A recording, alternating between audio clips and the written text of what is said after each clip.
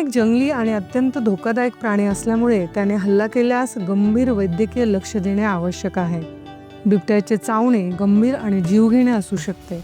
हल्ला केल्यास लगेचच जवळच्या आरोग्य केंद्रात जावे. डॉक्टरांपर्यंत पोहोचण्यापूर्वी शक्य असल्यास जखम वाहत्या नळाखाली साबण आणि भरपूर पाण्याने हलक्या हाताने काळजीपूर्वक धुवावी. यामुळे जंतुसंसर्ग आणि रेबीज विषाणूचा धोका कमी होण्यास मदत होते. जखमी व्यक्तीला धीर देऊन शांत करावे, कारण घाबरल्यामुळे रक्तदाब वाढू शकतो. जंगली मांसाहारी प्राणी हे रेबीजचे वाहक म्हणजेच कॅरियर असू शकतात आणि म्हणूनच बिबट्या चावल्यास रेबीज लस म्हणजेच रेबीज व्हॅक्सिन घेणे आवश्यक आहे. जखमीच्या ठिकाणी रेबीज इम्युनोग्लोबुलिन हे उपचार त्वरित सुरू करावे. हे उपचार वेळेवर न घेतल्यास रेबीज हा जीवघेणा आजार होऊ शकतो. जखमेतून जंतुसंसर्ग होऊ नये म्हणून टिटॅनस प्रतिबंधक इंजेक्शन घ्यावे.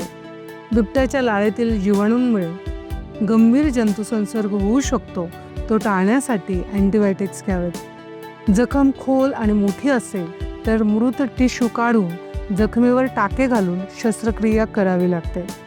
संक्रमणाची पातळी आणि इतर कार्यांची तपासणी करण्यासाठी रक्ताच्या चाचण्या कराव्यात. जखमेवर तंबाखू, राख, मसाल्याचे पदार्थ, तेल किंवा कोणतेही मलम लावू नये. जखम पूर्णपणे बंद करू नये.